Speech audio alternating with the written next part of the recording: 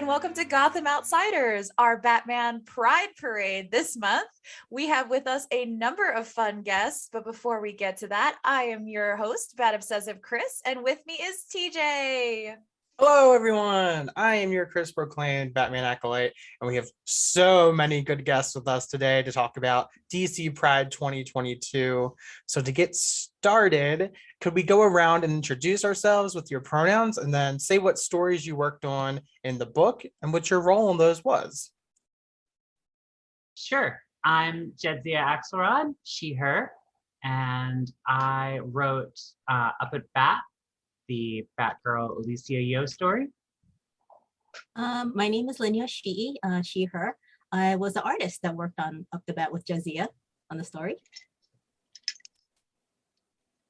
I'm Alyssa Wong, they, them, and I wrote A World Kept Just for Me, the Jackson Hyde story. And I'm W. Scott Forbes, but I go by Scott, and he, him, and I drew that story that Alyssa wrote. I'm Ariana Maher, she, her. I'm the letterer for Confessions. See what else? Special Delivery, Are You Ready for This? And also the other stories featured by creators today, Up at Bat and A World Kept Just for Me. That was a seamless process, so thank you all. Yeah, it was amazing. Awesome job, all of you, on all of these stories. We absolutely loved them. So yes, just right off the bat. So first to you, Jadzia, what was it like getting to reestablish Alicia, and what were some of the main things you wanted to include in your story? Oh, it was a delight to reestablish her. I'm a huge fan of that character from when she first appeared in the Gail Simone run. And so when I got the offer to write her, I was over the moon, just so excited to do that. And if you read those Gail Simone stories, you can see where Gail is like leading these little breadcrumbs toward a eventual moment where Alicia is going to come in her own as a superheroic identity, perhaps taking up the Batgirl mantle.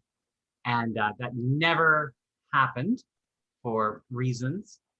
And the first thing I said when they gave me this offer was like, well, what I want to do is give her the Batgirl moment that she deserved and never got. And Andrew Shea, the editor, was so in love with that idea, so behind it 100%. And I got to do it, which was so great. One thing that was a lot of fun with the story was centering Alicia. In the Gail Simone stories and later, Batgirl is narrating. So we are in Batgirl's head the entire time. And one of my favorite things in this story is we got to flip that. And now Alicia is narrating. And we know it's Alicia's head. And Batgirl is the one who is outside of our awareness. So we are following the story through Alicia's eyes for the first time.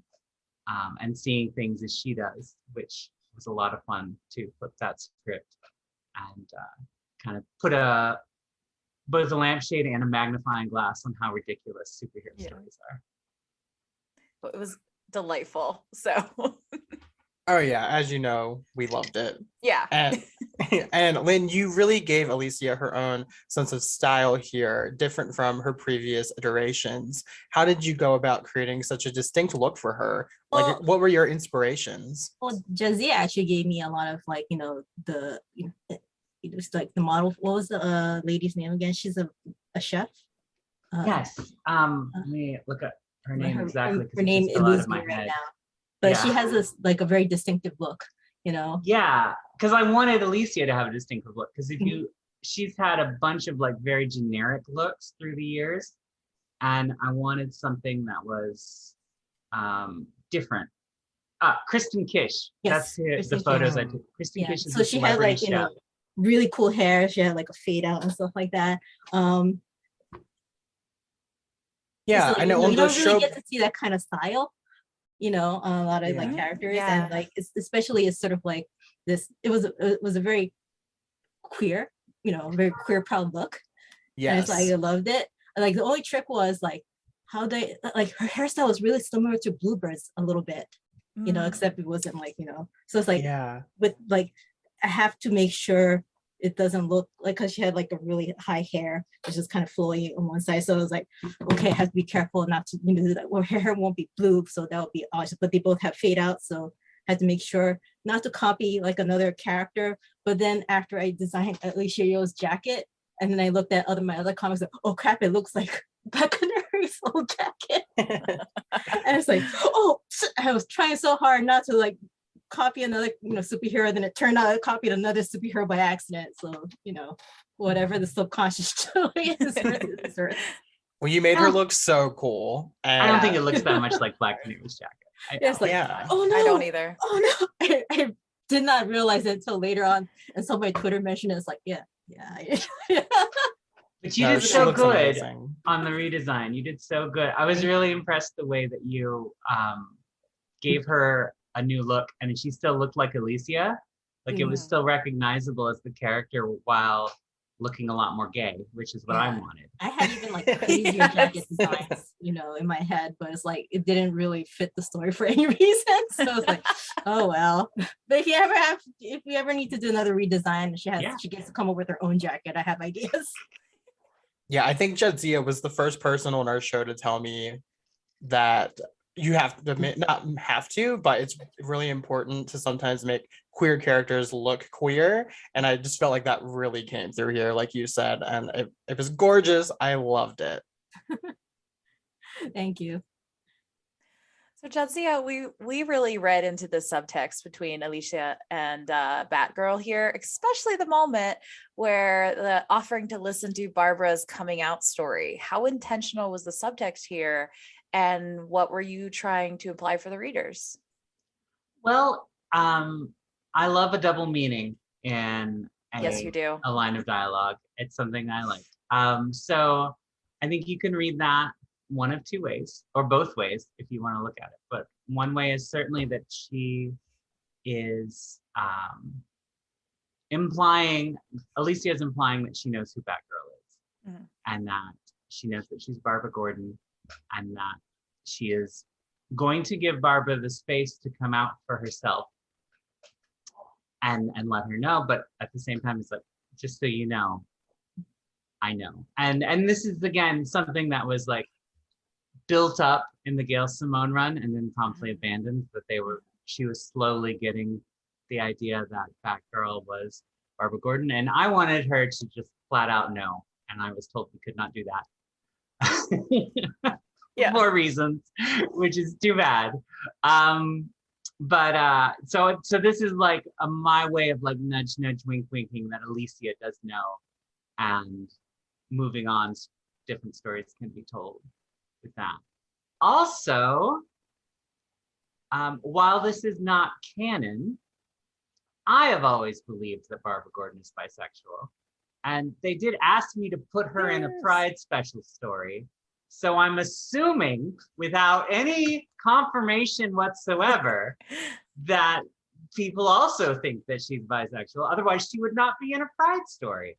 Yeah. So we think so, and we're people. Right. So this could also be read about one bisexual woman to another saying, hey, you can come out to me. It's cool. Using this logic, Damien was in 2 stories in this issue. Just saying. I mean, I have always seen Damien as a bit of a trans man, and I'll stand behind that. Yeah. I've always thought he was ace too. So just saying. It's a possibility. It's a possibility. So there's a lot of rainbow identities Damien could fall under. Yeah. Apparently more than one, since he was in more than one story. Yes. Is that what it's how many stories you're in? Is how many different identities? I like it. That's right. We've cracked the code. Now, Alyssa, we really loved your reflection of Jackson's powers manifesting when he was younger and how that also embodied his sexuality awakening as well. Can you talk about that metaphor and how you worked it into your story? Oh, geez. Yeah, sure. No, I Thanks. mean, so when I was approached to write the story, also by Andrea Shea, who's wonderful. And she was like, hey, I have this story that I really want you to write. It's a Jackson Hyde story. Will you do it? I will send you any reference you want. Also, there's someone I really want to get to illustrate this, and it's Scott Forbes. And I was like, oh my God, it's Scott Forbes. I love Scott's work. So I said yes. And I think Jackson's story and his like connection to water is something that really resonated with me, because Jackson grew up, you know, his mom is from Zabel, and she was fleeing from his dad, Black Manta, and was like, I'm gonna take him somewhere like the furthest away from water that I can find. And he ended up in this tiny, awful desert town in New Mexico. So I'm from Arizona, and you know, my mom is Filipino. So you know, island country, came to the desert, and like Jackson, I also grew up without like community in that sense. And so I think his story really resonated with me, this idea of being separated from like a heritage that like comes from one of your parents, especially as like a mixed race kid, and trying to find that connection as you get older and as you're struggling to find out who you are, and how part of figuring out your identity is also figuring out your sexuality and gender. So I had all these things in mind when I was writing Jackson. And also, as a side note, I just think hydrokinesis is really cool. Yeah. So cool. So I wanted to play with like interesting ways that we could see that in action. I know that if I had water bending powers, I would absolutely be like water bending my slushie from like 7-Eleven all the time. 100%. But yeah, I mean, it was just finding ways to bring something that feels very extraordinary into really ordinary everyday contexts, in a way that, like, you know, if you are exploring yourself and your abilities and like who you are and what you can do, you tend to find the really small ways of expressing that maybe people won't notice at first, so that you can gain confidence, so that when you are more confident, you can start doing bigger things and coming into your own, and then letting other people in. So that's sort of what I was thinking about when I was writing that story. Yeah. Beautifully said. Yeah. Wow. Thank you for that was answering gorgeous. my English literature question. Yeah, I lettered a lot of stories that particular month because I did half of DC Pride and half of Marvel Pride. And that one in particular really stuck with me, like really stuck with me in a slightly different way, because I was raised in a queer household. My mom's bisexual, my brother's gay, I'm bisexual. And we were living in Japan under Don't Ask, Don't Tell in the military base. Mm. So here's this Brazilian American household that can't be too outwardly Brazilian because that's weird, and to not outwardly queer in any way because dad could lose his job. So we kind of learned a duality where we were comfortable in our home together as a family. Whenever we went out, we knew we couldn't say or talk or joke about certain things in certain ways. And I could feel that disconnect from the community around me, even though it was the on-base military community is very, very tight knit. Mm-hmm. And we were always like kind of separate from all of that. We would show an outside face, but not the inside. And Jackson feeling that kind of separateness, not quite fitting in because there's something, you know, different about him, and there's this need to be normal to fit into society, but at the same time, you don't want to be normal. Yeah. You very much want to be yourself. And yeah, while working on that story, it's like, damn, this hits me in a high school level. Yeah. Oh my God, that means a lot to me. Thank you. It means a lot to me too. I mean, I love this time of year, every year when I get to letter all these stories, and each one resonates with me in a different way. But that one, it's like, damn. Yeah. I was so excited when I found out you were lettering the story. I love your lettering. It's so beautiful. I Same. Like, because you also did Galaxy the Prettiest Star, so I was I familiar love with how great you are.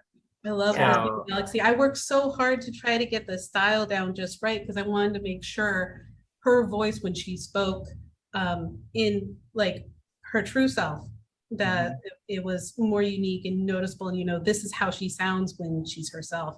And I really enjoyed that book, but I've been so busy lately. When DC picked me to start lettering detective comics ongoing, it was really intense during that time. And I told him, it's like, with all my Marvel stuff, I'm super busy. So I can't really accept any new work unless it's DC Pride and or Andrea Shea is the editor. Aw, yeah. Then you got me. And then a week later, Andrea's like, yeah, I'm going to get you for some DC Pride stuff. Oh, I love it. I love it. You were so good. Like, I I- love the black and yellow dialogue boxes that you did for Alicia, which is not an easy combination, because we decided that black and yellow was going to be her colors, and it was like, how do we do this in a narrative box that can be read? Yeah, the interesting thing is that, like, I start with black and whites whenever I work on a lot of pages. Some pages I get in full color, and that makes it easier to work with, such as Jackson's story. I got full color so I could do like that underwater word balloon. But when it came to the Up at Bat story, it was in black and white at first. So I only just like guessed at colors, and then Andrea came back and she's like, can you do like a black and white thing? And not only was it the colors of her jacket really good, it reminds me of Batman Adventures. Yeah. So Yeah. it was fun. I both Alicia's story and Robin's story, when I lettered them, a lot of the stories have unique lettering styles, but those both use the same lettering style that I use in detective comics. Oh, nice. It's just kind of in that universe. I didn't notice. That's so cool. That's so dope. Like the invisible touches that all these artists put in, and nobody notices, right? Right. No one's gonna care, but I'm gonna care. So that's all that matters. No, like usually only your peers kind of notice, like, oh, I see what that person did there. That's very clever. I bet 90% of people never notice it, but Yeah. But it adds to it, right? yeah, Like, it they does. don't notice, but Subconsciously, it adds to the whole experience. Exactly. It's influencing people on a level they don't realize. I feel like if they notice it, it means you did a bad job, right? Yeah, The definitely. not noticing it proves you did an amazing job making it just part of pulling them into the story. Yeah. Like when we talk about lettering, they say, oh, it's an invisible art, but it's not. It's It's subtle. not. It's not. Yes. But when you want to get people's attention, you know how to get people's attention. Yes. Yeah. Oh, yeah. I'm good. It's like lettering so underrated. I mean, it is. I've been trying to learn how to letter, and it is difficult. Yeah. hard. It's not an easy thing. And Because it's a different part of the brain, I think. It's like you have writing where you're coming up with something out of nothing. You have art where you're envisioning things and bringing it to life. With lettering, you're thinking of user interface. You're thinking of graphic design. Yeah. And graphic design isn't about how aesthetically pleasing it is as much as, can this reader read it? And then what feelings are they getting from that experience? Yeah. So it's aesthetic second to usability. Yeah, because I try to put in the lettering in my artwork, so I make sure to leave space for the letter. But there are just times where it's like, I don't know where to place this dialogue. I'll just put it here for the moment, and hopefully that's enough space for the letterer to work around with. And then I saw you come up with like solutions to the things that I couldn't figure out. Like, oh, that was so clever. I wish I thought of that. Like that's So they pay me the somewhat middle money. That's how you stack the lettering. Like, oh, of course, So I was like, very impressed with your work like that. I love it. Problem solving work. I love it. It's really it is fun. like it's like Tetris in a way. Yeah, exactly. It's so fun hearing you all talk about how this process fits together, to hear each, people at different parts of it, the art, the writing, the lettering, talking about it fitting together. It's so fascinating. Well, I could probably kind of nerd on for like hours and hours just talking about technical were- parts of like the comic book, you know. Like, You're in the right place for nerding on for hours and hours. I know, I'm afraid like if I start, I'm not gonna stop. So don't give me that permission. Maybe we'll have to have you back one time to explain to us all the nerdy details of it, because I now want that. It'd be fun to do a Oh, this process dangerous podcast. Pandora's box. Okay. Well, whatever you do, you have to have an editor on there, because like Mhm. good editor on a team, it's like having your number one fan cheering you on every step of the way. Oh, yeah.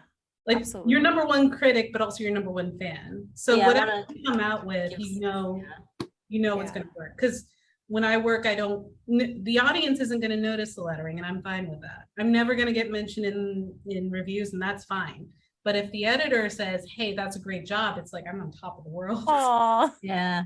I mean, I just love- to add, Ariana, like not to interrupt, but I've had a lot of people come in about your lettering on our story, just how like the small details, like the bubbles underwater, like I've heard it so many times from people who don't even like comment, like they picked it up because I'm somehow related to them, so they picked it up because of me. And they just mentioned, they're like, oh, they were going through and they're like, oh, they loved how like there's like the soft outline that just sort of gives that breathy underwater vibe. And so it is lettering is a very undervalued aspect to the process, but it's really like, I will say I've heard a lot. I think I've heard it more about lettering than my work from some people, which is fine. But yeah, I thought I would chime in. That process Absolutely. was really fun, because both this story and when lettering Galaxy, Prettiest Star, the colors are so dense that it's a rare thing that I get to enjoy this, but I get to do strokeless lettering, which like I don't have any black strokes around the balloons or tails or anything. And they can feel like much more a natural part of the world. You can't do that with a lot of comics, because if there's white panel backgrounds or anything in white in the background, it just disappears. And you have to come up with a million different tricks to make it still pop. But with this, it was like, okay, this is gonna be an easy one. I'm gonna make it strokeless balloons because the colors pop so much. But it was Andrea who was like, can you make it look underwater somehow? And it's like, fortunately, I know the technical aspects where with Marvel, it's a lot trickier to do because they work in Adobe Illustrator EPS files, and those don't hold transparencies. But DC, I turn in AI files, and those do hold transparencies. So I just made a stroke balloon in the back, but I styled it as a transparent. So it's like semi-transparent to make it some of the background flow through, and it looks like it's underwater. That's so cool. That's so rad. About the file types. I learned a lot of things through trial and error. I know somebody in the production, like, so I might mention it to him saying like, like letterers will have easy, if you don't mind me, I like tell him like, yeah, like, so they don't accept AI files? It's Marvel doesn't accept AI files. We have a particular production process with since we do most of the bullpen work when it comes to producing the comic and putting it out to the printer. They do accept AI files if I especially use them to do a transparency or something, but it's just extra work. So mostly we work on EPS files. DC, they're fine with AI files, so I just send those in. But yeah, if you ever have technical questions with your production, just DM me anytime. I'm trying to learn. I'm because I'm one of those control freak artists. Like, I want to learn how to do everything in a comic, coloring, lettering. If you want to learn about lettering, you can contact me for that too. Yeah, like reading Blambot's Twitter thing, he's like, "Ooh, highlighted my day." What tips can he give me? Exactly. I love getting to hear everyone talk about their disciplines, because it's funny for me when I write a story, it never feels real until I see other people's reaction and work in response to the stuff that I write. So writing, I'm just like, I don't know, here's my silly little story with my silly little characters. And then like Scott turns in this gorgeous art and I'm like, hey, what? Suddenly it's real. It's beautiful. And then like your lettering comes in and I'm just like, oh my God, it's real. It's real and it's incredible and it's beautiful. And I just feel like so lucky that I get to be part of this process. It's awesome. It's my favorite part of my work is that I get to be the first person to read a comic. Mm. Every so time I'm like, cool. oh, what's gonna be at the end of how's this issue gonna turn out? It's like, I know how this issue is gonna turn out. So I have to direct us back to Scott's art because it was Please do. so magical. So Scott, how did you tackle the differences between scenes underwater and those on land? We kind of got the sense that both settings did a lot for the narrative and you portrayed them beautifully. Well, first off, thank you so much for liking what I did. I mean, I it loved was what you did. Yeah, we loved it. We talked about it a ton. I mean, I was like, I was very hesitant to take on the project, and part of it was because Andrea used Alyssa to get me to accept it. And so I've worked with Alyssa on Dr. Afra as a cover artist, so it was an easy sell for me. And so yeah, I mean, I'm not known for drawing men, and so I don't find them necessarily that exciting to draw, even though I am gay. But so I use this as sort of like an excuse to like force myself to. And yeah, I don't know. I just saw like I think I just finished Heartbeats, or not Heartbeats, Heartstopper. And so I was like, okay, I need to do some like, this is like the project that I want to sink my teeth into. And so, yeah, I was excited to just like play around with the dualities of, you know, the cool undertones underwater, but then the hot aspects above. So I think I might have blurred it a little bit too much underwater, but yeah, I don't know. Sorry, I ramble all the time. No, you didn't blur it too much. It was perfect. It was truly wonderful, and we genuinely called it like Aqua Heartstopper. So I need you to know that. Oh, perfect. Yeah, I mean, that's exactly. I mean, I remember I watched Severance while I was drawing this, very unrelated to it, but I think Heartstopper might have come out afterwards. But anyways, yeah, no, I just sort of like, I love a lot of my work. Like Andrea had asked me if I wanted to get a colorist, and I said no. I won't. Like, I don't trust anyone to color my work, not because I don't think no one is good enough, but I think people would get a massive headache trying to color my work because there's like, it's just open lines. So like a lot of my problem solving is done at the color stage, and so and I think that's where I had the most fun. So it was just like when I read Alyssa's story, I just saw like the whole color story that came about. Like, start off cool, and then it gets warm as he meets the family, but then they're robbed of that and go to like the hot desert, void of any, you know, cool colors. So that's how I perceived it. And it's sort of like Alyssa just wrote this story that had like these moments of like emotion, and like there was like pause that I really enjoyed, and I could see like, I've been asked to draw many comics and I don't like drawing comics. And so when I read a story like this, it was sort of like I immediately saw it in my head. So that was why it was so easy for me to pick it up and accept it. So yeah. It was stunning. I love that you brought up Heartstopper. How much do you all ship Hawaii and Jackson? I just have to know. They're so cute. Yeah. So cute. Like, yeah. It's tough. Oh, sorry, Alyssa. No, you. No, I'm just saying, like, that was part of the one thing I was worried about. I'm like, I want to be able to like draw this story of these two men. And it was very important to me. Like, I know they are superheroes, but to me, I wanted to capture this essence of them, like, you know, teenage love, and like, you know, just like that romance that you have when you are younger. And it was very important to show the younger, fresher aspect to them, and not show these jacked up, you know, superheroes. And I think I might have gotten some flack online from some people. Wow. But I think that was, I just wanted to be a little bit more grounded, and that was partially what I was going for. Like, you know, like you've seen them you fight all this time, but this is such like a soft, tender story. And that was my big aspect that I was trying to focus on.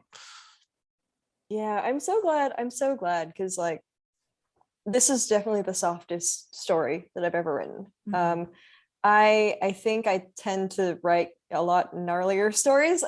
So this was, but it was really nice to get to, like, as I read more and more of Jackson's stuff, I was like, the thing that stood out to me was, I was like, this is someone who is very kind, and somebody who is like, who cares a lot about other people and about their feelings and like where everybody is at. And I was like, I feel like I understand this guy as a person, and I want to give him something that feels really lovely and sweet, and like I wanted to punch you in the heart, but like nicely, I guess, in this story. Success. I think that it's so easy to write sad queer stories, and I wanted to write something that had that like really nice, like bittersweet tenderness, but also something that was very sweet. And for me, that's very difficult. So I'm so glad it came through the script, because I was like, oh Yeah. It absolutely did. It was wonderful. Yeah. think if I loved you, like- the intimacy in it is like what really did it for me, because it wasn't just like, Yeah. it wasn't very physical, but their bond and the emotional connection there was just so intimate, and I loved it. Absolutely. Absolutely. It's that point early on in a relationship when you're getting to know each other, and then you start going deeper into your stories and stuff, and sharing that, and just coming to understanding each other better. And it's nice having moments like that in a book with so many different types of stories. Like, you're going to have these action adventures, you're going to have these, you know, sweet moments in between with characters.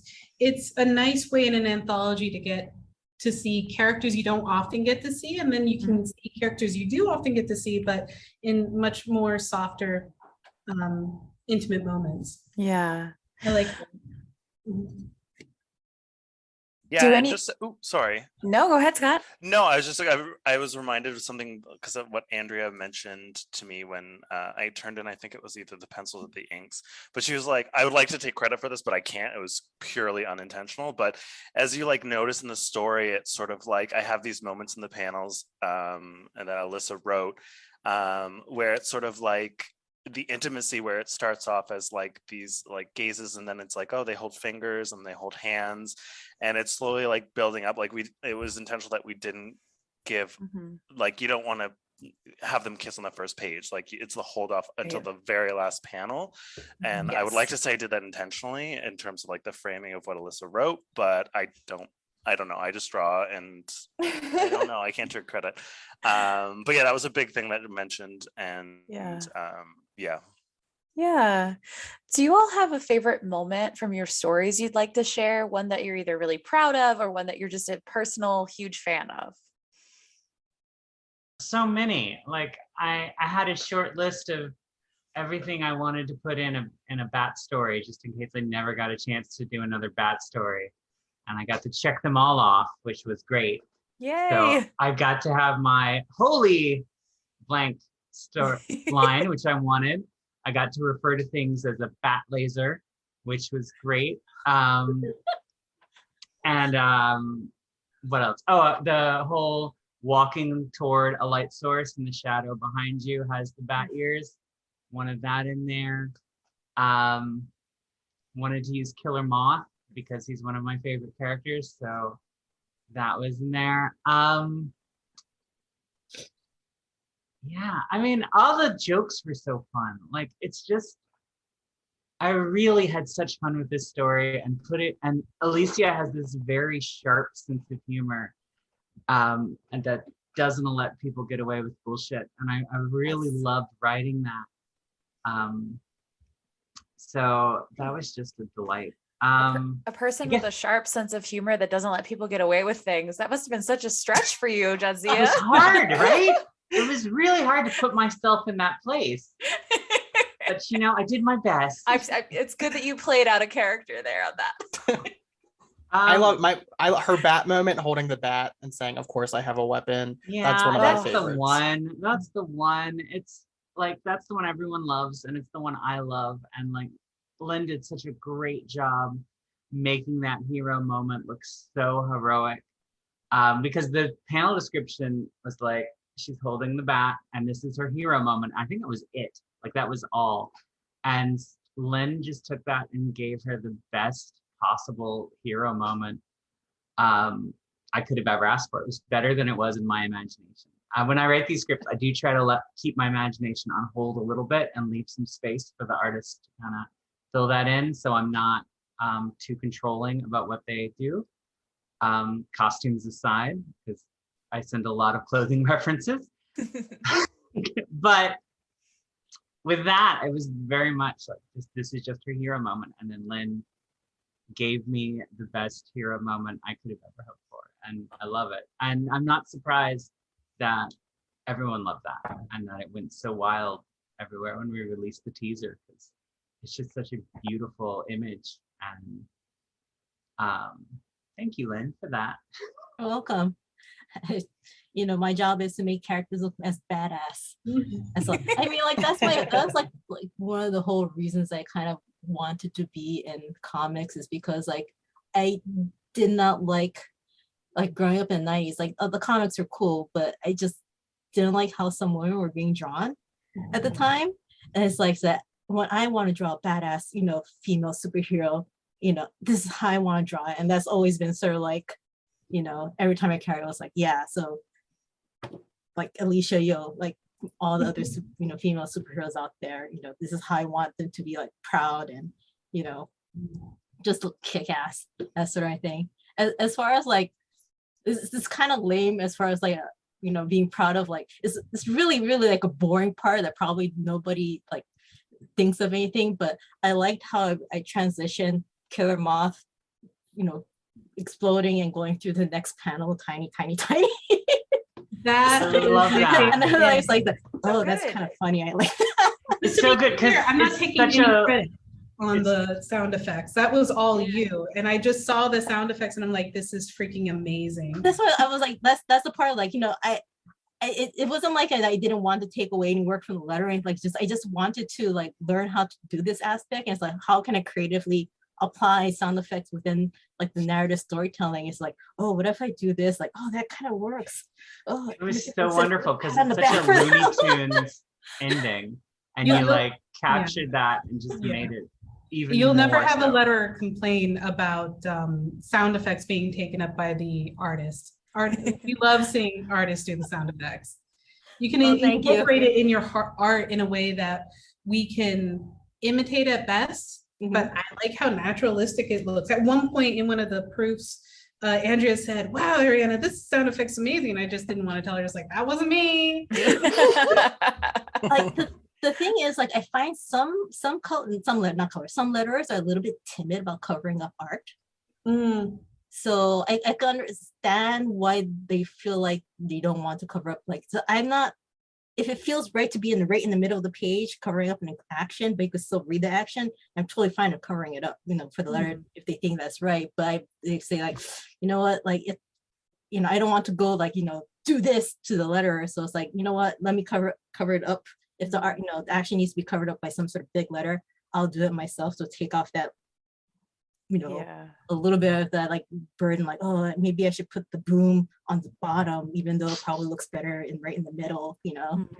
No, I think it works because it's the overall feel of the story. Not just I'm not saying it's cartoony in a negative way. I'm saying it reminds me like this would be an episode of Batman Adventures. It just kept going.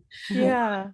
And it was just, this is Alicia's episode, and it had these like big sound effects, these big moments, and it felt like it felt so natural to it. It was really Ariana, do you have a favorite moment from one of your very many stories that you have? Each story I like for different ways. I liked in the Alicia story, I made the little baseball graphic for the credits. That was fun. Yes. I really enjoyed putting together the semi-transparents for the Jackson story. Some stories I just enjoyed because I never really got to let our story focus on them. So Kid, Quick, and Robin were just fun stories because I didn't really get to focus on them before. So that was cool. I also really enjoyed Confessions because there's a flashback to, you know, an 80s comic, and Andrea sent me shitloads of references, and I was like, okay, I gotta make my lettering look kind of janky for this and see if I can match it up with the energy that's in there. So that was super fun. But the reason this issue is always going to be a treasure for me is because of the stories I didn't letter, and that's because it's the first time to like letterers in our community. There's only like I'd say maybe 30, 40 of us that are like career letterers. So we know each other. We look out for each other. We recommend each other for work. And in that subset, there's an even smaller group of us who are like, you know, the queer kids club, you know, all like we know who each other are and we look out for each other especially. And this was the debut work for Lucas and Frank. This was their first lettering gigs with DC. And I've seen them come up from since a few years back. I helped give them advice. I helped, you know, look over their portfolios and try to like send work their way. But everything they've done, they've come up with their own energy for, and they've gotten their attention for. And for them to finally be in a debut DC work was a big deal for me. Also being in the same book as Aditya, who as a letterer is someone I admire hugely. Getting to see all of their work in there and I get to get credits alongside them is like, we just kept excitingly cooing at each other. It's like, I'm so happy for you. I'm so happy for you too. That's why I treasure it. It was fun work, but it was really special to get to see friends in my industry, people who I don't get to work with directly, but who understand what I go through the most, like finally getting these big wins. You know? That's huge. How about you, Scott? Favorite moments from your story? I mean, I'm just impressed that I got it all done on time. That was my biggest fear. Like, because I was like, Andrea, I can only do this if I had like the amount of time I had to do this was disgusting, and I was still running up till the end. But honestly, I'm really impressed with, I think, like just, you know, the whole general the art direction, I guess, in terms of like the color story, but the fact that I was able to draw backgrounds, even though I sort of despised Alyssa in the moment, especially on. I'm sorry. It's a library. It was a library, wasn't it? No, it was not the library. No? I was surprising. It was the ship and the food. Oh, dude, I'm sorry. It's okay. Sorry. No, it's okay. I was like, it was a challenge because like I don't normally like to again, I don't like drawing comic pages. I don't like drawing backgrounds. But again, like I took on the story in the sense of like, again, Alyssa was the selling point, but just sort of like to prove it to myself. And it's like there was no better project for me to take on a pride story for like it's my first comic book gig. Or I guess for the main two, I should say. Really? It was the first comic? Interior, yeah. I know I'm gonna probably hear from Steve Orlando at some point because he did ask me last year to do one, and I don't think he's still super happy that I said no. But anyways, so I took this one on. But so just taking it on in general was and finishing it is, you know, there's so many great stories in the book, and it's, you know, and just working with the team has been incredible. So well, congrats to you. That's huge. I sort of swore off comics for the longest time. And they sucked you back in. I'm impressed that was your first time like handling interiors. It's not my first. I've done like I have my own personal stuff, but it was just for Marvel and like for the big two, I should say. I did some in 2009, but we don't talk about this one. So really beautiful work. It really was absolutely incredible. Good for you. And with you and Alyssa together, like that was absolutely my second favorite story in the whole book. Thank you. I mean, I like there's so many good stories in it. Like I honestly like I'm so proud to be a part of it, and I'm still like shocked that it's like I'm in it, which is pretty cool. So like I'm just to be a part of it is honestly what I'm happy to be there. I can't speak, that's why I draw. You're doing great. Thank you. But so no, that's my long-winded answer is that I'm just a part of it. So That's great. I love your work so much. Every time something came in, I was just like, I my whole day is just made. Like Mhm. it's so beautiful. And I remember, Ariana, correct me if I'm wrong, but I think I remember in like one of the near final proofs, Andrew had a note where it was like, can we move this one dialogue like balloon so that it's not covering up the huevos rancheros? Yeah. We loved those. We literally took maybe a few minute detour talking about huevos rancheros on that episode. Oh yeah, that was the one thing that I had. Like, I was very adamant. I was like, I referenced so many because I'm like, I'm Canadian, and obviously we have it up there, but it's not as popular. And I don't eat. I don't like breakfast. Is not my thing. So I was just like, oh my god, I need to get this accurate and correctly. So I tried to make it as delicious looking as possible. Well, you did, because now I'm hungry for them again, just thinking about your image you drew. So Well, that was me drawing it, so I know how you feel. Don't worry. Yeah, usually I don't get corrected on placements, but when I saw that note, I'm like, oh yeah, no, I really need to move these balloons so you can see the eggs oozing out onto it and everything. It's just, Yeah.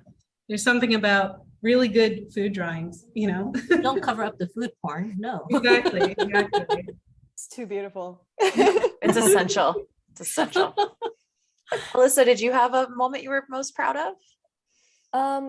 So I feel like a story doesn't click for me until I figured out all of the emotional beats, right? Like otherwise it's just letters and it's just words and it doesn't, I don't know. It to me, it's like, I'm like, it's not good enough until the whole thing hangs together in an emotionally coherent way. And so figuring out those beats where it was like, okay, here's where I want it to be, here's where I really want it to sing, and here's where I want the pivots to be. Like that's what makes me happy.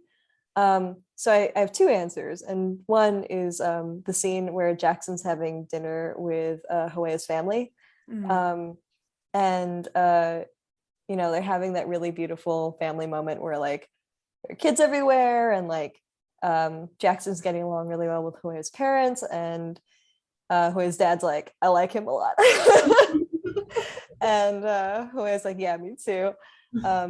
So that's moment one. The other thing is I love writing nervous dialogue. It's such a goofy thing, but like I love writing doofy, nervous dialogue. So when Hoea pops up behind Jackson, and he's like, yeah, sorry I was late. I was you'd not believe this. I wrapped up with this whole thing with like abyssal seahorses.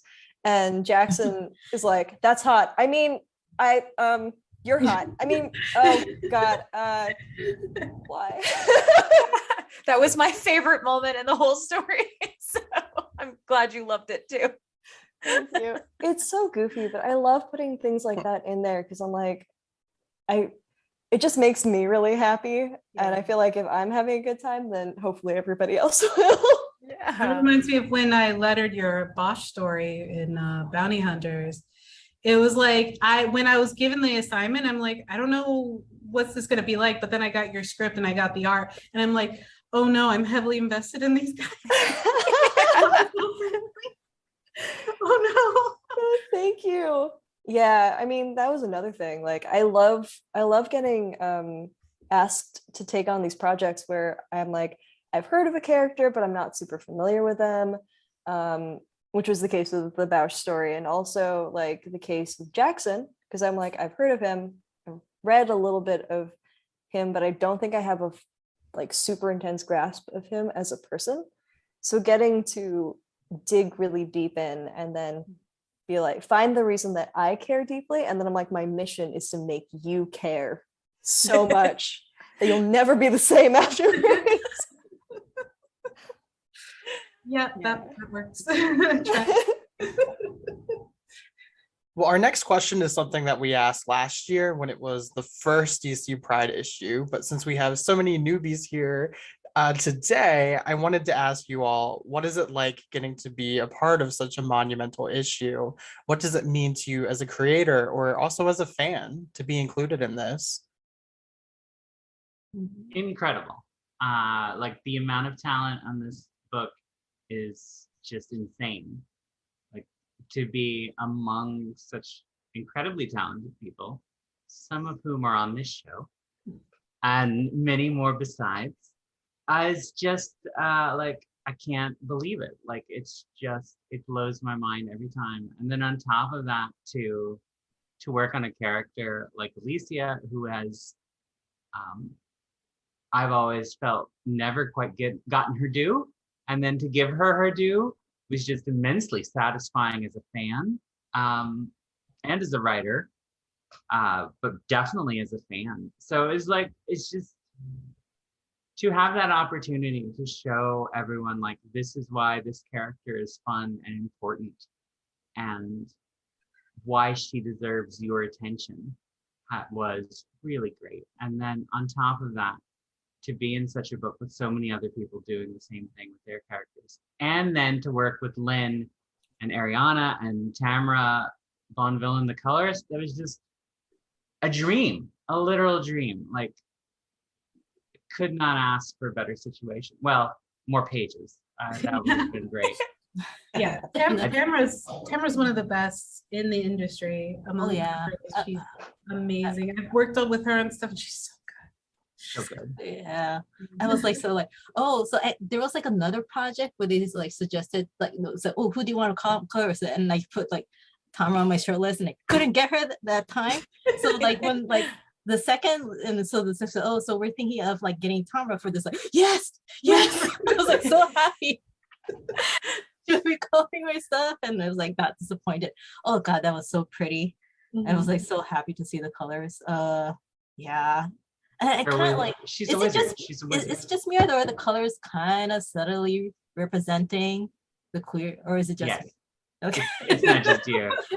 It wasn't subtle, right? It wasn't like. It was not.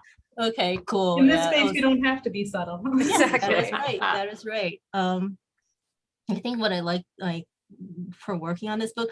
Okay, so I don't know, since I don't really like announce it. I'm not on social media hardly ever, but yeah, I'm asexual, and asexuality is such a minority within a minority.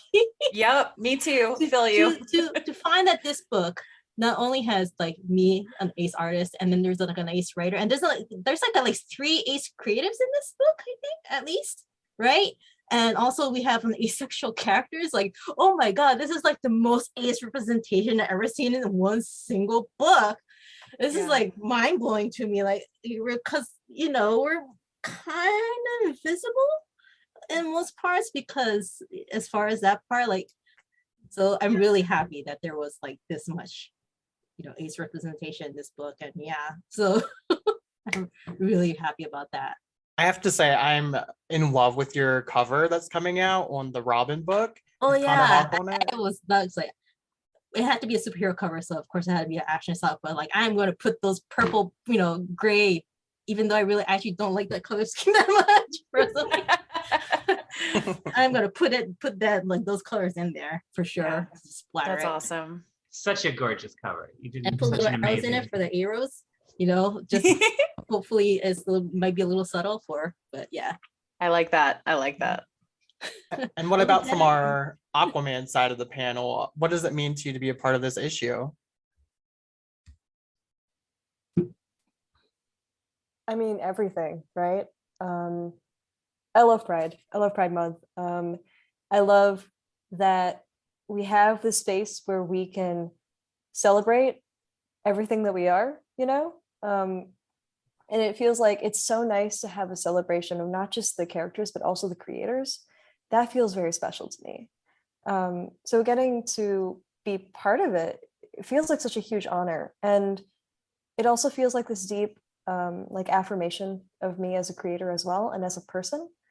And it makes me feel seen. And that's like all I really want to do with my stories, is I just want to, I want to help people feel seen. And I mean, I think that's the best thing for me about the Pride issue, is that there's so many stories for so many people, and you have the chance not just to see yourself maybe in one story, but like you have so many chances to see yourself, and oftentimes in like multiple stories, and that feels so amazing and very special, Absolutely. Scott, how about you? I mean, I would probably, I mean, I don't want to copy Alyssa, but it's pretty much the same for me. It's just sort of like, it's amazing, especially in times like they are right now. It's great to have this collection of stories that celebrate and talk about, like, so you see so many different aspects of the LGBTQIA plus community in it.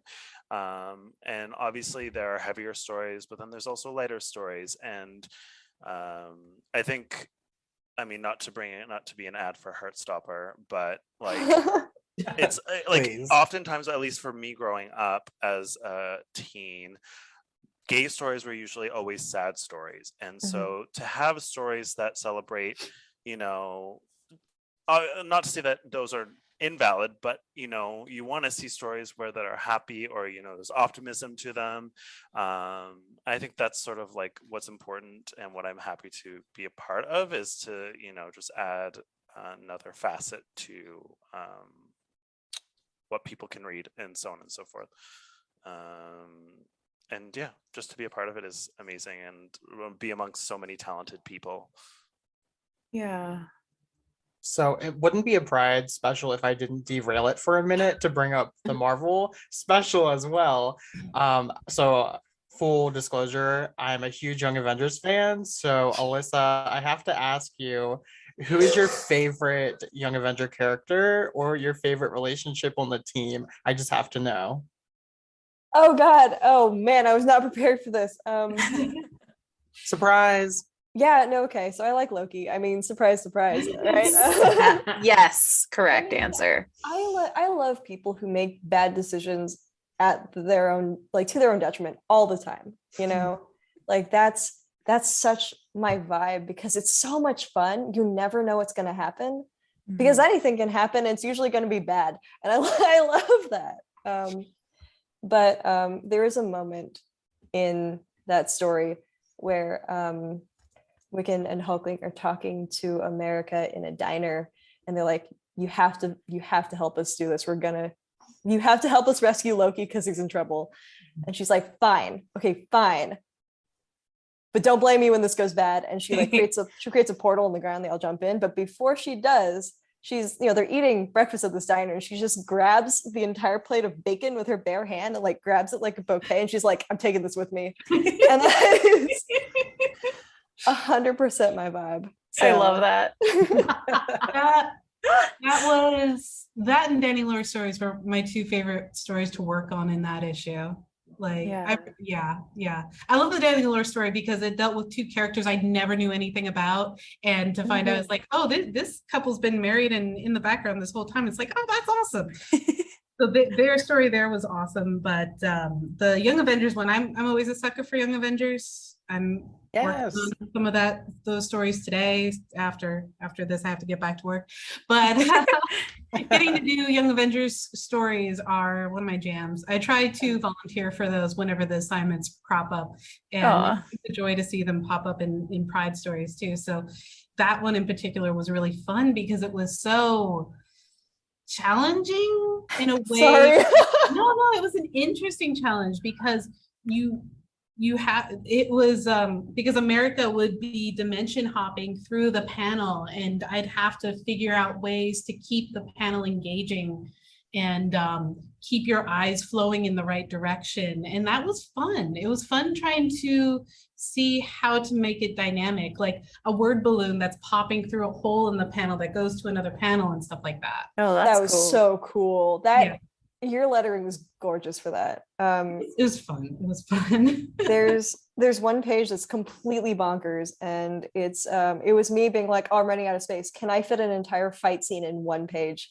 Like, let's find out. So it's arranged like in almost like a wheel. So there's like an image of the Young Avengers in the middle, and then there are all these scenes that are happening sequentially. And when I wrote the script, I was like, stuff is happening like from the top of the page all the way down. Like America punches someone, and she flies down the page and like lands in the other scene at the bottom corner, all that stuff. And ideally, you would be able to read it in a circle all the way around, no matter where you start. But I was like, I don't know how this is going to be lettered. I don't know. And you did such a beautiful job. Like, That's so thank you so much. It was a fight scene in half a page because the center doesn't count. That's true. It was a very big impressive. pose, and then like there's all these panels of a fight scene all the way around, which was I looked at the script and I looked at the page and I'm like, oh, this is gonna be fun. And I mean that in a non-sarcastic way because you don't often get weird challenges like that. So I had to make sure that there was a separation. I had to go clockwork and I had to make sure there was a separation from the end of the script to the start of the script so that you would look at the top left corner first, because that's how we read Western comics, and that you can start there and go around. And I tried to make sure everything would like kind of overlap with the other panels. So it's like, keep trying to force your eyes into the right direction. Yeah. Oh, that's fantastic. Yeah, that was a weird one. It's so fun. So the queer DC family just keeps growing every year. Obviously, we got our Ace King Connor Hawk this year. What character do you each predict, or maybe just hope, will come out next in DC?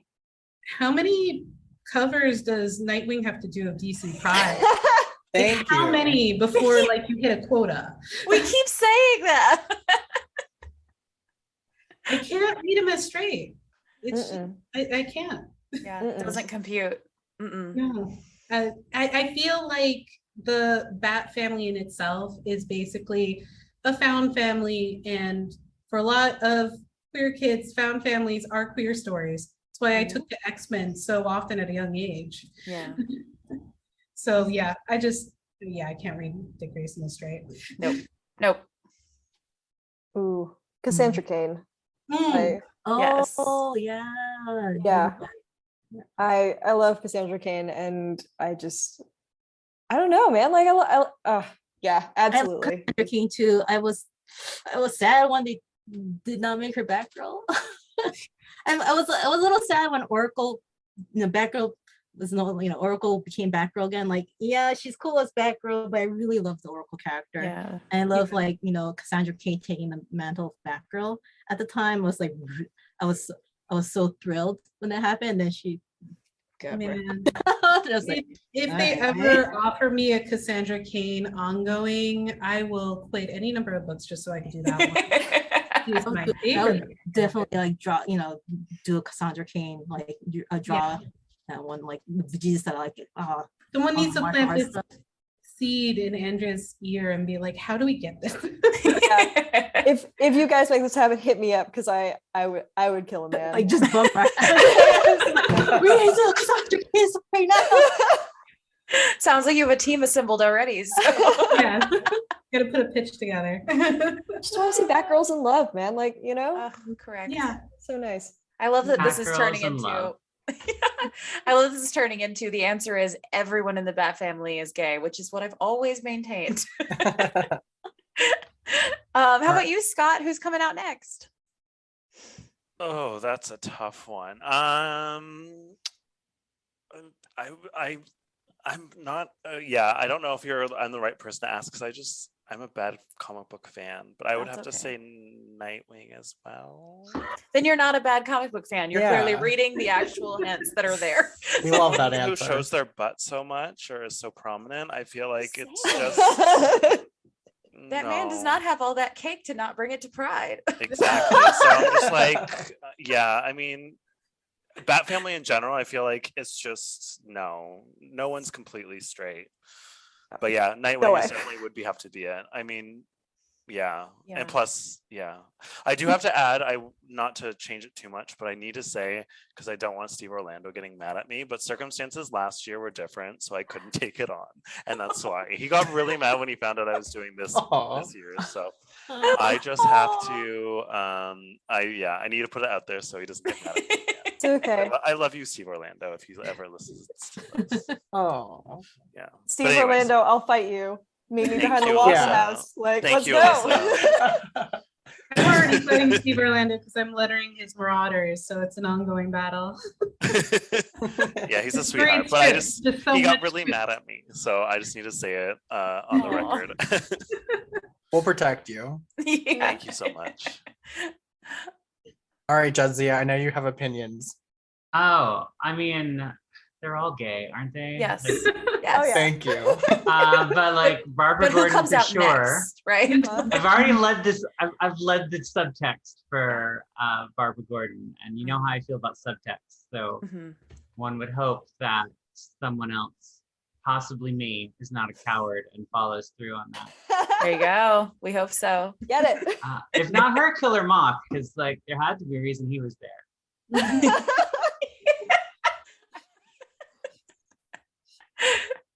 I love this. I love this Yes. so much. Correct. All these answers are correct. Yes. Now, do any of you have any queer media that you're enjoying that you'd want to recommend to our listeners? Our Flag Means Death. I really enjoyed that. Yes. On HBO Max. Taika Waititi plays Blackbeard the pirate, and he's so much better pirate actor than like anything of the Pirates Caribbean franchise. Oh my god. There are moments of like full body cringe because it's about entitlement and class difference and the obliviousness of privilege and stuff like that. But it turns into such a heartwarming romance between two dumb guys that it's a very cute story. I binged that one out while I was sick recently, and I'm like, yeah, this hits the spot. Also, Heartstopper was really fun. Yes. Yeah, I mean, I've already said it so many times, but Heartstopper through and like so amazing. So For me, I don't get a chance to watch a lot of TV because I can't watch TV while drawing. But I did. So there's a series on HBO called Sort of, which is in Canada, and it's about sort of like a transgender. Is it Pakistani or Indian? I'm not sure. Person. I think that's identifies as they them. But basically, immigrant family has to deal with that kind of stuff. What I really loved it was like it's sort of like a coming of age 20-something story where in that minute in between murky space, like I graduated school and now I don't know what to do with my life, and the main character becomes a nanny, which the family's like, what are you doing with your life kind of thing. But I kind of like how the way they talk too, because like I come from a Japanese family that speaks Japanese at home. But when you see that kind of representation on TV, like the characters are always like, there's usually when you like speak in a multilingual home, like the English and the other languages like mixed in within the dialogue, right? It's not like separate. Like when you're speaking English, you only speak English. When you're only speaking whatever language you're only speaking, like in this, like the character was just popping in and out in English and like where the native language was at the time. And it's like, oh, that's how people usually in like a multilingual family would talk. Like the words would just come out that way. And also like it wasn't the trope where like the mom would be like a tiger mom and control. Like the mom goes through identity crisis too, so it's just like the main character who who are even like trying to figure out who they are right now. So I like that. I'm not really explaining that show very well, but I recommend it. It sounds great. Sounds great to me. What was the name again? It's sort of. Sort of. It's sort of like this weird, like it's not even like a concrete title, and that's why I like it. It really does match the theme of the whole entire show, because like the person is in flux with with their identity, with their family, with job, career, like goals in life. They just like in the flux and don't know what to do with their life, and like they're seeking, like one of their best friends who even acknowledged that about their gender. Like there's like a scene where her employer, who's like her almost her second best friend, is like, so what's your pronouns? And she's like, I never even thought about that. Nobody asked me, Wow. So that's like a really sweet moment. Like she doesn't ask me that. So yeah, your description of like the finding yourself in the multilingual family and stuff, it also reminds me of Everything Everywhere All at Once. that. So good. And that movie, I watched it twice and cried so hard. I still haven't seen it. Because I knew I was gonna cry buckets, and I was like, I'm not emotionally prepared for this yet. Like I gotta work my courage up before I can see it. You're never gonna be prepared, but you need to see it. there's this feeling you get when you walk out of that movie and you're just like, I feel like I've gotten a lot of poison out of my body. Like I just cried that out. It was good. It Oh my was, God. I really want to see it. Oh, okay. This is convincing me. I really want to see it. I have just been so scared because I'm like, I'm gonna cry so much. My body's gonna shrivel into a husk and I'm gonna die. it's worth it. It's worth it. If you're gonna die somehow, you might as well die watching that one. That's true. That's true. YOLO. I think for me, the thing I've been reading recently is I reread Laura Dean Keeps Breaking Up With Me, which is stunning. Yes. That artwork. So good. Yeah. When I think about people who like the art is stunning, lettering is stunning. And when I think about people who are really good at conveying emotional weight and movement with very few words in really beautiful placements, I always think of Barako Tamaki. Stunning. Yes. But you know what I want to read? Galaxy, the Prettiest Star. Good. Yeah. Good. In store now. Oh my God. Yeah, the art is so pretty. It's so gorgeous. Just amazing. Oh man, I was always so excited whenever the editor sent me more pages and she's like, hey, can you get these done? It's like, well, I gotta admire the artwork first. It was oh, man, I was so happy to see that go to print. It's one of those few books where you're like, you spend a lot of time getting it done and you still want to see it when it's finally done, because sometimes when I letter full books, I'm like, I'm so tired. I get the comps and I'm like, okay, I'm just gonna set this over here. But this one was one of those like, I want to stare at each page again. There's cute corgis in there, so you have to buy it. Oh, okay. You sold me corgis. I'm always Yeah. about the corgi butts. There are some artfully drawn corgi butts in Galaxy. How long was the project? Like from beginning to end for that one? It was the average for most young adult books with like graphic novels. I've done a bunch of them, but if they can take as much as like 6 months or so of like the main work, if you were to sum it up. Yeah. Was able to finish that book in 6 months with all that dense art. It's like so beautiful. I would think that was longer than 6 months. And Was it longer, Jadzia? No, you turned it around real quick. Okay, yeah. It was a pretty quick turnaround overall. It was really. Yeah, I think it might have been shorter than 6 months. Yeah, it might have been shorter than 6 months, but you were popping it out. I was amazed. It's tricky. I end up the letterer was talking about how many pages they've lettered in their past 10 years of work. And I was like, how many pages have I done in the past 3 years? So I just did a rough estimate looking at like the books I've been assigned to with Marvel. And I realized I've lettered about 5,000 pages, if not more, since the start of the pandemic. Wow. Wait, what? That's wow. Imagine writing 5,000 pages. I know, I'm dizzy just thinking about it. 5,000 pages, like of comic pages. Yeah. It's it's Wow. It's a lot, and a lot of work can pass, through each week. So I'd say every comic I work on, I feel something for. But it's always the queer works, the pride works that I'm like, oh, this is special. This is for me. Yeah. This is my time to enjoy something. This isn't a big book, or I'm not very excited about Spider-Man, but then if you hand me Silk, I'm crazy about all the Silk stuff I've lettered recently. Yeah. I highly recommend you guys check it out. There's been 2 graphic novels with Silk recently that are just so good. Yeah. But then I'll get another book where it's like Peter Parker, and I'm like, okay.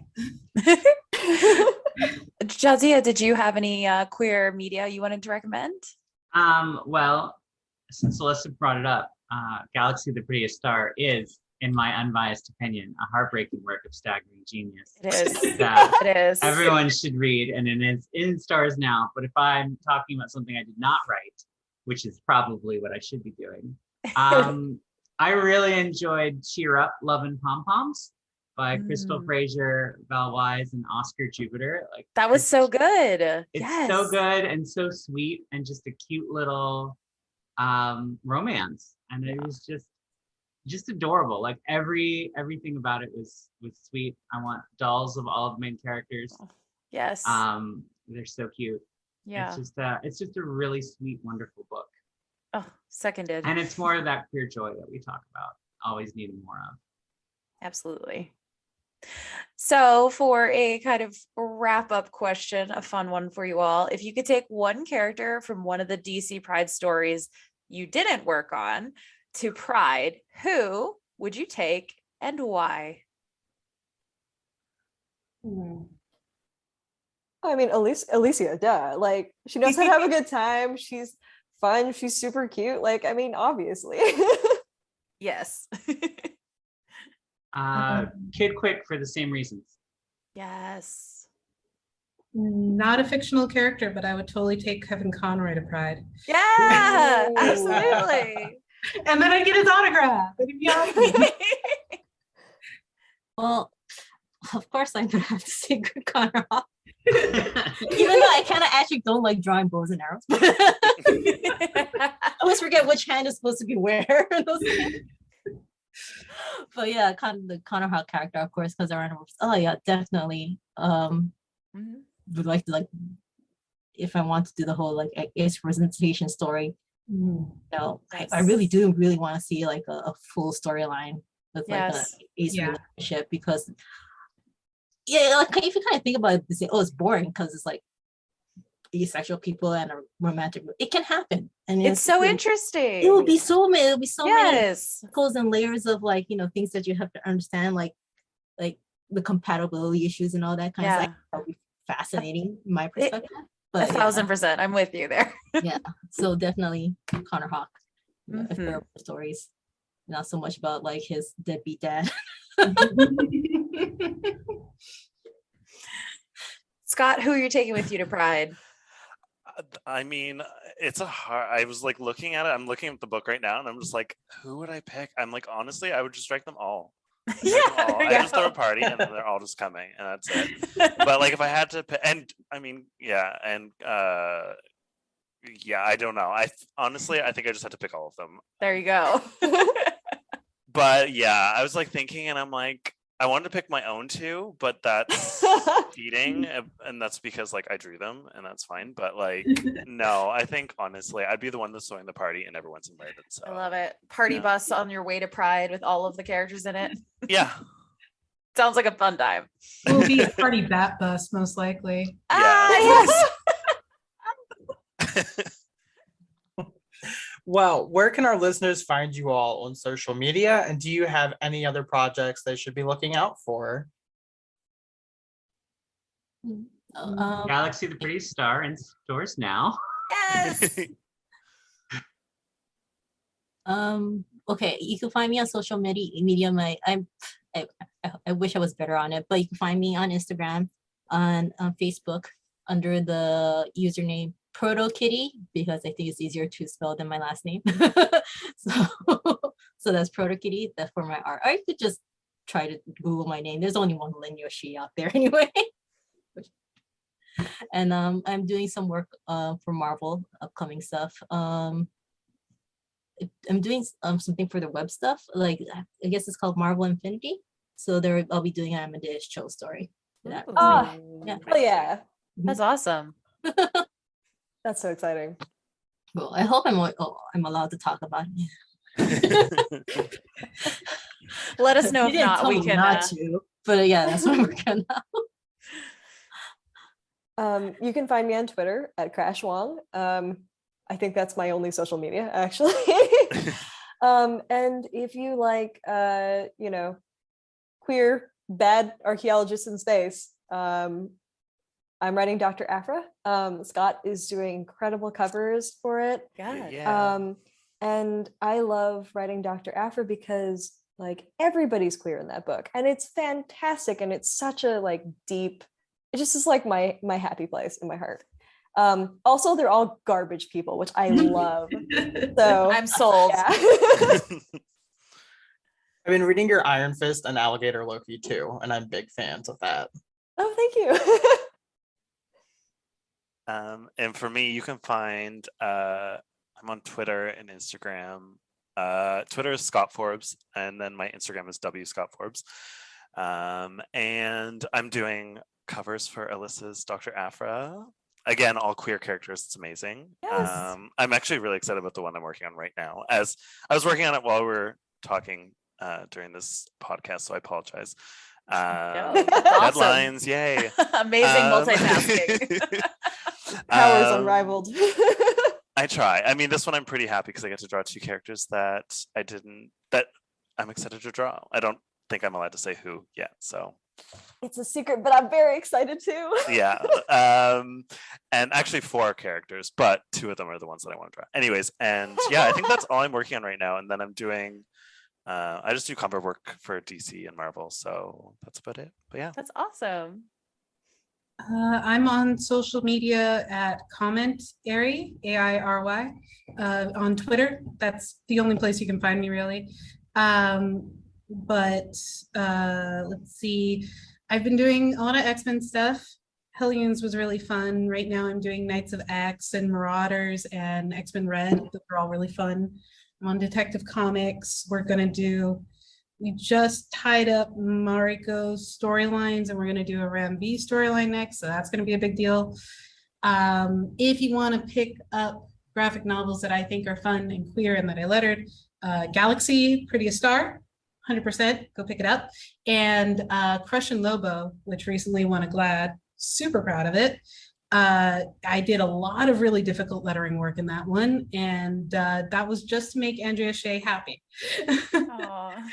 And also I am lettering an Infinity comic, Young Avengers one. I'm so excited. Comes out tonight as of recording, right? It's so good. I'm counting down the minutes. Yeah, I think you'll enjoy it. I think everyone will enjoy it. It's super fun. I'm doing a ton of Infinity comics recently, which has been good for my wallet. So, but a lot of them have been cute romance stories, including queer romance. So I've really enjoyed that lately. So if you have Marvel Unlimited, that's a great reason to go check it out, is that like those vertical comics are turning out to be pretty fun. And there is one vertical comic I'm doing for Webtoons that is queer and super cute. And I can't tell you what the title of it is yet. It's not announced, but I will be sure to promote it once you know it's announced. So I'm so excited. But yeah, it'll be cool. That's awesome. Jadzia, did you say where you can be found on Twitter? Because I don't think you did. I did not.